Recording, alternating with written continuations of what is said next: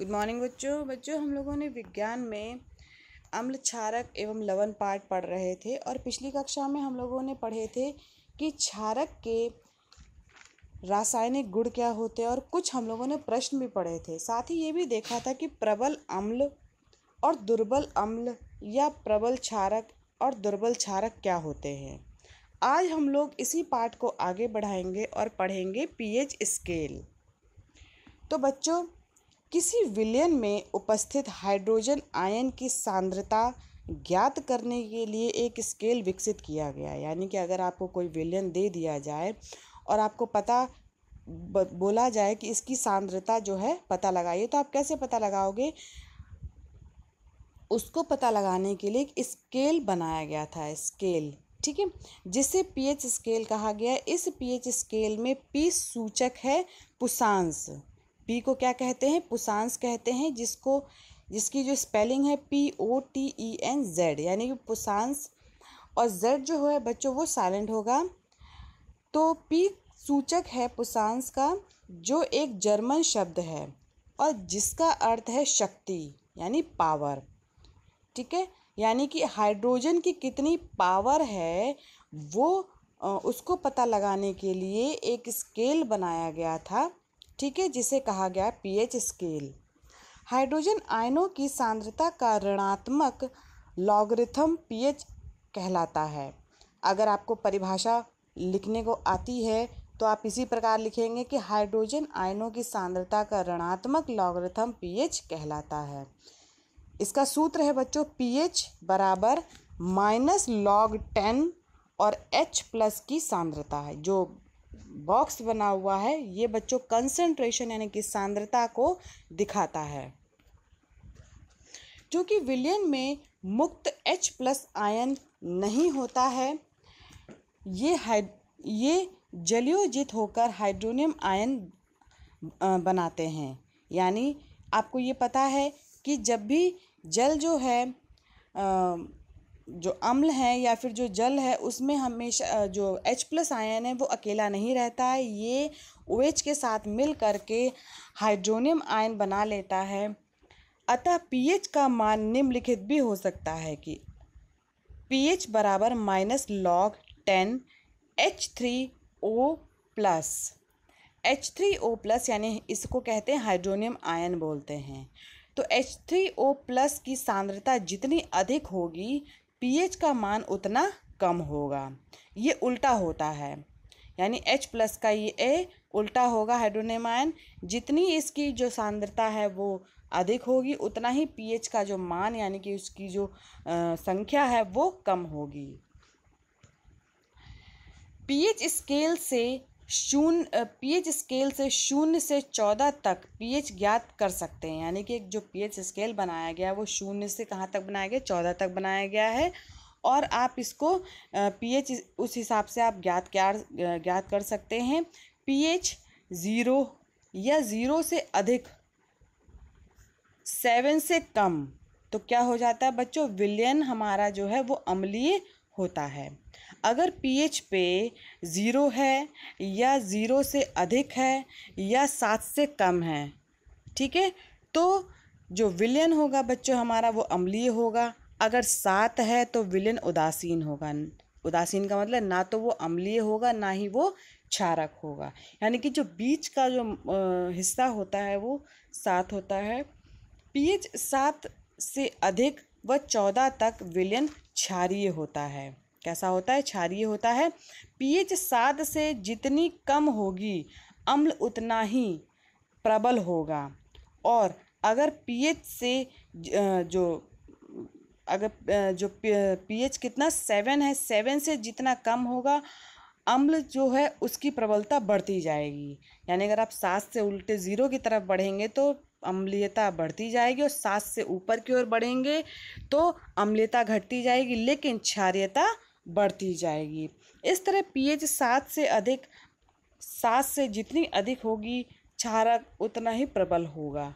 देखिए एक स्केल बनाया हुआ है 0 से लेकर के 14 तक, और 7 जो है बच्चों वो उदासीन का चिन्ह है। उदासीन से जैसे ही आप 0 की तरफ बढ़ेंगे तो अम्लीयता जो है वो बढ़ती चली जाएगी उदासीन से आप 14 की तरफ बढ़ेंगे तो क्षारीयता बढ़ती चली जाएगी। ठीक है, अब पीएच स्केल से या जो प्रबल क्षारीय हैं या प्रबल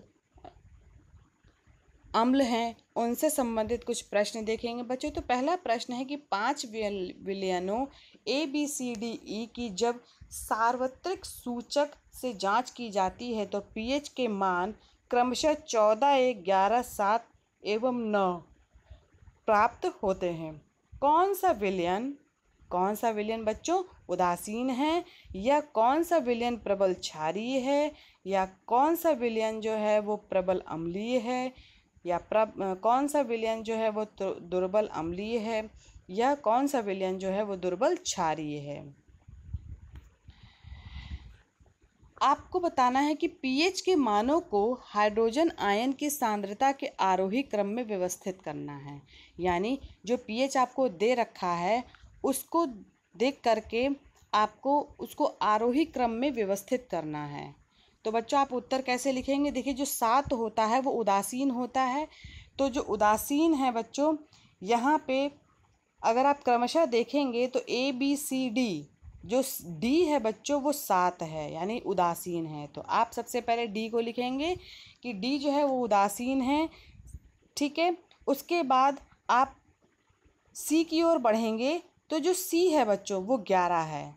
तो 11 कहाँ पे पहुँचता है बच्चों? ये 7 से अधिक है, यानी ये क्षारीय कहलाएगा, यानी प्रबल क्षारीय है। ये क्षारीय भी नहीं है, कैसा है क्षारीय? प्रबल क्षारीय है। तो जो 11 है यानी C नंबर का जो है वो प्रबल क्षारीय है। अब जो B नंबर का है यानी 1, ये प्रबल अम्लीय है। क्यों? ये 7 से एकदम कम है। ठीक है, तो ये प्रबल अम्लीय है, यानी जो B वाला जो है विलयन वो प्रबल अम्लीय है। फिर आता है बच्चों नंबर A। तो नंबर A जो है उसका जो पीएच मान है वो है 4। तो ये बच्चों दुर्बल अम्लीय है। क्यों? ये 7 से कम है लेकिन 0 से अधिक है या 1 से अधिक है, तो ये दुर्बल अम्लीय है। अब बचता है बच्चों लास्ट का यानी कि 9, यानी E नंबर। तो जो E नंबर है उसका मान है 9। तो ये 14 से कम है लेकिन 7 से अधिक है। 14 से कम है यानी कि ये दुर्बल क्षारीय है।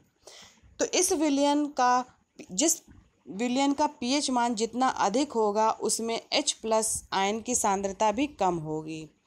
अतः H+ आयनों की सांद्रता के आरोही क्रम में विलयनों को निम्न प्रकार से लिखा जा सकता है। पहले तो आप बच्चों C लिखेंगे क्योंकि सबसे ज़्यादा है। आरोही क्रम मतलब ज़्यादा से कम की ओर बढ़ना है। ठीक है, तो सबसे ज़्यादा किसका है? C का है।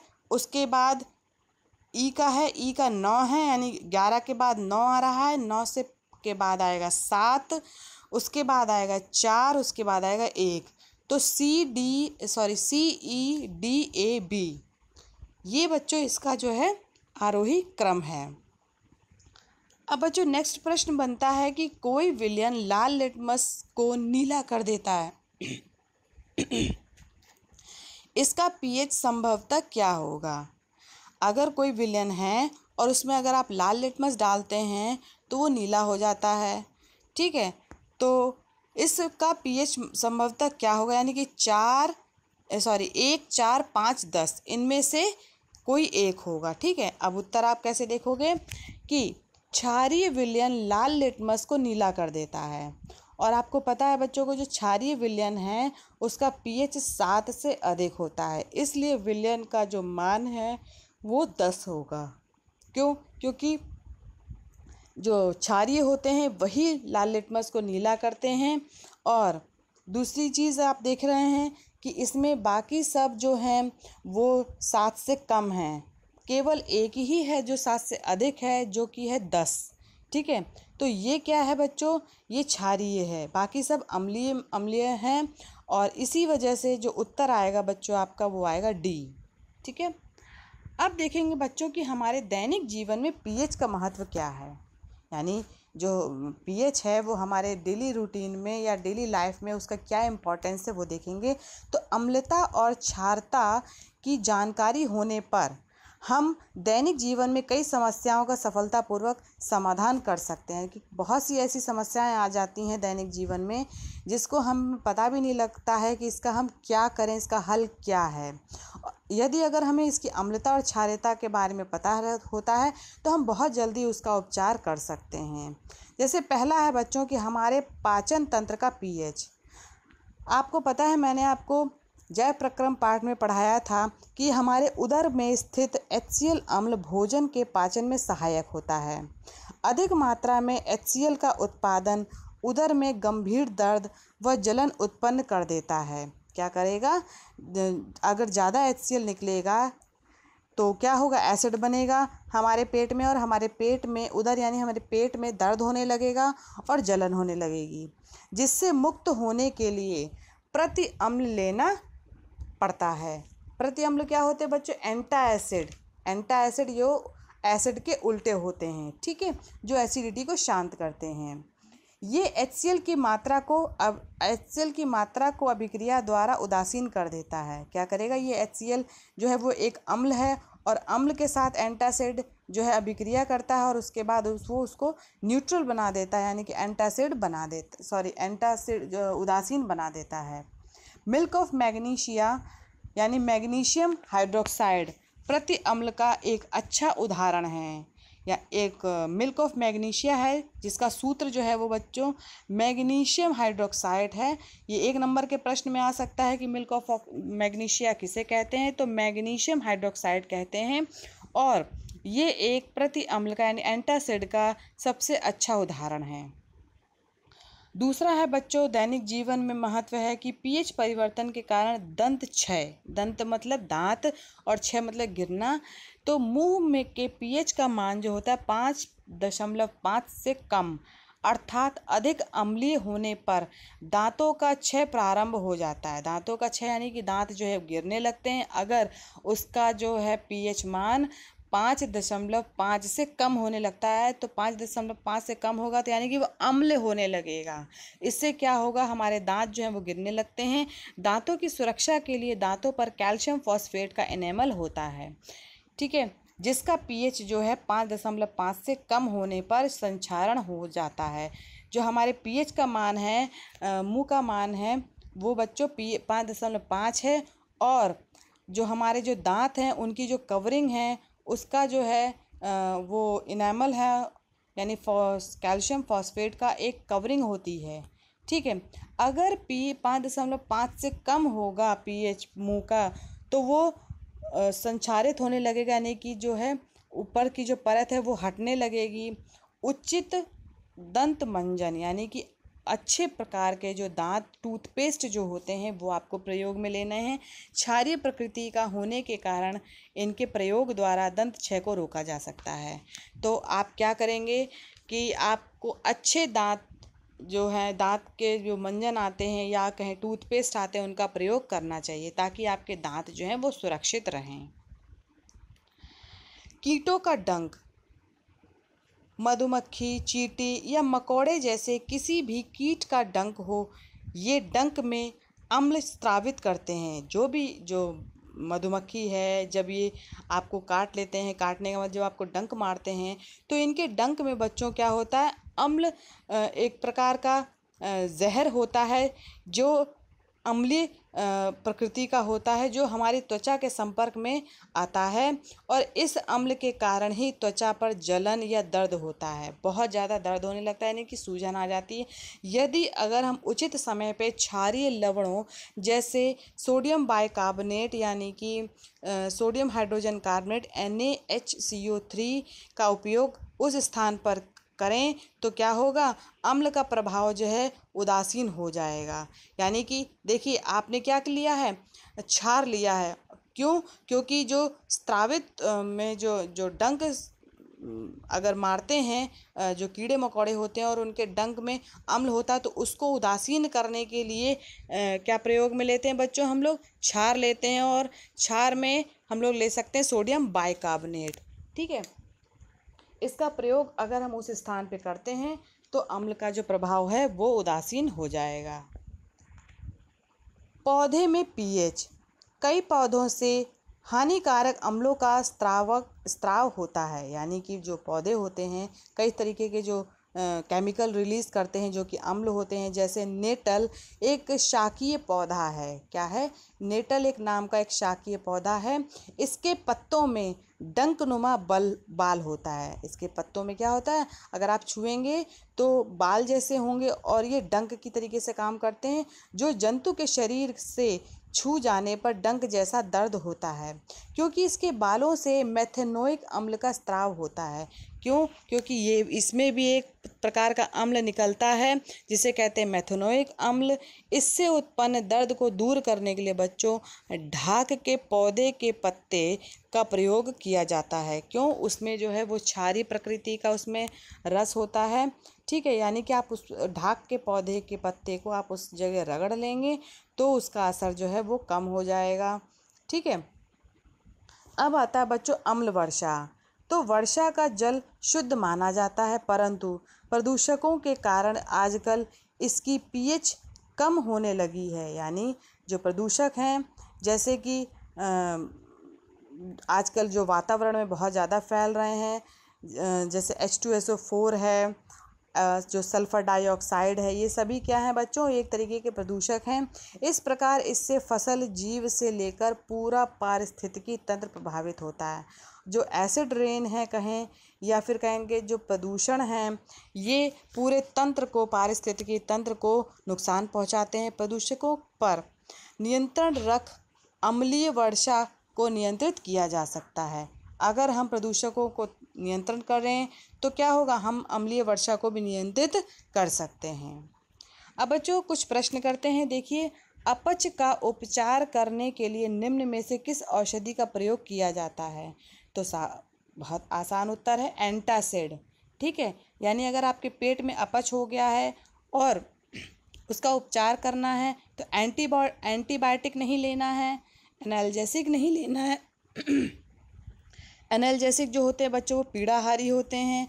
एंटासिड जो होते हैं वो प्रतिअम्ल होते हैं। और एंटीसेप्टिक नहीं लेना है, केवल आपको लेना है एंटासिड। क्यों? एसिड को आपको न्यूट्रल करना है। नेक्स्ट प्रश्न आता है बच्चों कि NaOH का 10 ml विलयन HCl के 8 ml विलयन से पूर्णतः उदासीन हो जाता है। यदि हम NaOH के उसी विलयन का 20 ml लें तो इसे उदासीन करने के लिए HCl के उसी विलयन की कितनी मात्रा की आवश्यकता होती है? देखिए, बहुत लॉजिक वाला प्रश्न है, क्योंकि हमने NaOH जो लिया है बच्चों वो 10 ml लिया है और HCl कितना लिया है? 8 ml लिया है। यदि अगर हम NaOH की जो मात्रा है डबल कर दें, यानी कि 20 ml कर दें, तो HCl भी डबल हमें लेना पड़ेगा। यानी 8 अगर है तो वो 16 हो जाएगा। ठीक है, देख कितना आसान उत्तर है। NaOH का 10 ml विलयन HCl के 8 ml विलयन से पूर्णतः उदासीन हो जाता है। यदि NaOH की मात्रा दुगनी कर दी जाए तो इसे उदासीन करने के लिए HCl की मात्रा भी दुगनी लेनी पड़ती है या होगी। अतः उत्तर जो है बच्चों वो 16 ml है। आपके पास बच्चों दो विलयन हैं, A और B। विलयन A के pH का मान 6 है, यानी A जो है A का pH 6 है और विलयन B का pH 8 है। किस विलयन में हाइड्रोजन आयन की सांद्रता अधिक होती है? इनमें से कौन अम्लीय और कौन क्षारीय है? आपको पता है जो 7 से अधिक होगा वो क्षारीय होगा, जो 7 से कम होगा वो अम्लीय होगा। तो किसी विलयन का pH मान उसमें उपस्थित H+ आयन की सांद्रता के व्युत्क्रमानुपाती होता है। इसलिए जिस विलयन का pH मान कम होगा उसमें H+ आयन की सांद्रता अधिक होगी। ठीक है, तथा जिस विलयन का pH मान अधिक होगा उसमें H+ आयन की सांद्रता कम होगी। विलयन A के pH का मान 6 है। ठीक है, यानी कि इसकी सांद्रता कम है। और विलयन B के pH का मान जो है वो 8 है। इसलिए विलयन A में H+ आयन की सांद्रता अधिक होगी। विलयन A का pH मान 7 से कम है, इसलिए ये अम्लीय है। विलयन B के pH का मान अधिक है, इसलिए ये क्षारीय है। नेक्स्ट प्रश्न है बच्चों कि H+ आयन की सांद्रता का विलयन की प्रकृति का क्या प्रभाव पड़ता है। यानी इसमें प्रश्न है बच्चों की जो H+ आयन की सांद्रता का विलयन की प्रकृति पर क्या प्रभाव। जैसे जैसे H+ आयन की सांद्रता बढ़ेगी वैसे वैसे क्या होगा, वैसे वैसे जो है वो क्षारीय होता चला जाएगा। यानी H+ आयन की उपस्थिति ही विलयन की प्रकृति सुनिश्चित करती है। H+ आयन की सांद्रता जितनी अधिक होगी विलयन उतना अधिक अम्लीय होगा। यानी क्या होगा, विलयन जो है वो अम्लीय होगा। क्या क्षारीय विलयन में H+ आयन कम होते हैं? अगर हाँ तो ये क्षारीय क्यों होते हैं। यानी कि जो एक प्रश्न है बच्चों, क्या क्षारीय विलयन में H+ आयन कम होते हैं? अगर हाँ तो ये क्षारीय क्यों होते हैं? तो उत्तर है बच्चों कि क्षारीय विलयनों में H+ आयन होते हैं। क्षारीय विलयनों में H+ आयन होते हैं। इन विलयनों में H+ के साथ OH आयन भी होते हैं। ये विलयन क्षारीय होते हैं क्योंकि इन विलयनों में OH आयनों की सांद्रता H+ आयनों की सांद्रता से अधिक होती है, इसलिए ये बच्चों क्या होते हैं, क्षारीय होते हैं। ठीक है। नेक्स्ट प्रश्न है कि कोई किसान खेत की मृदा की किस परिस्थिति में बिना बुझा हुआ चूना यानी कैल्शियम ऑक्साइड, बुझा हुआ चूना यानी कैल्शियम हाइड्रोक्साइड या चॉक कैल्शियम कार्बोनेट का उपयोग करते हैं। तो उत्तर है बच्चों कि बिना बुझा हुआ चूना यानी कैल्शियम ऑक्साइड, बुझा हुआ चूना यानी कैल्शियम हाइड्रोक्साइड या चॉक यानी कैल्शियम कार्बोनेट सभी क्षारीय प्रकृति के हैं। किस नेचर के हैं, ये बेस कहलाते हैं यानी क्षारीय हैं। किसान इनका उपयोग खेत की मृदा की अम्लता समाप्त करने के लिए करते हैं, क्योंकि उसमें अम्लीय प्रकृति के हो जाते हैं मृदा, इसलिए उसको ख़त्म करने के लिए ये जो किसान होते हैं इनका प्रयोग करते हैं। नेक्स्ट प्रश्न आता है बच्चों कि ताज़े दूध का pH मान 6 होता है। दही बन जाने पर इसके pH मान में क्या परिवर्तन होगा, अपना स्तर समझाइए। तो कैसे लिखेंगे, जो ताज़े दूध का जो pH मान है वो 6 होता है, परंतु दही बनने पर इसका pH मान घट जाएगा, क्योंकि लैक्टोबैसिलस जीवाणु इसमें लैक्टिक अम्ल उत्पन्न करते हैं। लैक्टिक अम्ल करेंगे, इससे दही में H+ आयनों की सांद्रता बढ़ने से दूध दही में बदलकर अम्लीय हो जाता है। यानी कि जितनी H+ आयन की सांद्रता बढ़ेगी उतनी अम्लता उसकी बढ़ती जाएगी तथा pH मान जो है वो कम होता जाएगा, और जैसे जैसे अम्लता बढ़ेगी तो pH का मान कम होने लगेगा। नेक्स्ट प्रश्न है बच्चों, एक ग्वाला ताज़े दूध में थोड़ा बेकिंग सोडा मिलाता है। यानी कि जब वो दूध बेचने जाता है सुबह सुबह तो अपने जो उसके जो कंटेनर होते हैं उसमें वो थोड़ा सा बेकिंग सोडा डाल लेता है। लेकिन क्यों डालता है? ताज़े दूध के pH मान को 6 से बदलकर थोड़ा क्षारीय क्यों बना देता है? इस दूध को दही बनाने में अधिक समय क्यों लगता है? यानी पहले जो प्रश्न है कि ताज़े दूध के pH मान को 6 से बदलकर थोड़ा क्षारीय क्यों बना देता है, तो इसका उत्तर है बच्चों कि ताज़े दूध का जो pH मान है वो 6 होता है। ठीक है, यानी कि जो आप डायरेक्टली आप यूज़ करते हैं दूध तो उसका pH मान 6 होगा। अब इसमें ग्वाला थोड़ा सा बेकिंग सोडा मिला देता है। क्या करेगा? बेकिंग सोडा क्या है? Baking soda sodium bicarbonate. ठीक है, इससे दूध का pH मान बढ़ जाता है। pH मान बढ़ेगा यानी कि उसकी बेसिसिटी बढ़ जाएगी, यानी कि क्षारीयता बढ़ जाएगी तथा ये क्षारीय हो जाता है। क्षारीय होने के कारण दूध काफ़ी लंबे समय तक खट्टा नहीं होता है एवं खराब नहीं होता है। ठीक है, इसीलिए जो ग्वाले होते हैं यानी जो दूध वाले होते हैं वो दूध में थोड़ा सा बेकिंग सोडा डाल देते हैं। नेक्स्ट प्रश्न है बच्चों कि इस दूध को दही बनने में अधिक समय क्यों लगता है? जो नॉर्मल दूध होता है उसको आप दही अगर जमाते हैं तो बहुत जल्दी जम जाता है, लेकिन जो दूध ग्वाले लेके आते हैं यानी कि जो दूध वाले आपको देते हैं वो जल्दी दही क्यों नहीं बन पाते हैं? उसका कारण ये है कि बच्चों जो बेकिंग सोडा मिला हुआ दूध होता है वो दही बनने में अधिक समय लेता है, क्योंकि जो बेकिंग सोडा होता है वो मिलाने से इसका pH मान जो है 7 से अधिक हो जाता है, परंतु दही का pH मान 7 से कम होता है। क्षारक की उपस्थिति इसे शीघ्रता से अम्लीय होने से रोकती है, यानी जो जो क्षार हमने मिलाया हुआ है उसमें वो क्या करेगा, उसको अम्लीय होने से उसको रोकने लगता है। अतः बेकिंग सोडा मिले हुए दूध को दही बनने से अधिक समय लगता है, इसलिए जब भी बेकिंग सोडा डाल दिया जाता है तो उसको उस दूध को दही में बनने में काफ़ी समय लगता है बच्चों। ठीक है, तो आज आपने पढ़ा पीएच स्केल क्या होता है, उसका दैनिक जीवन में महत्व क्या है, और कुछ आप लोगों ने प्रश्न भी किए बच्चों। तो यहीं पे आज की कक्षा समाप्त होती है। धन्यवाद बच्चों आज की कक्षा के लिए।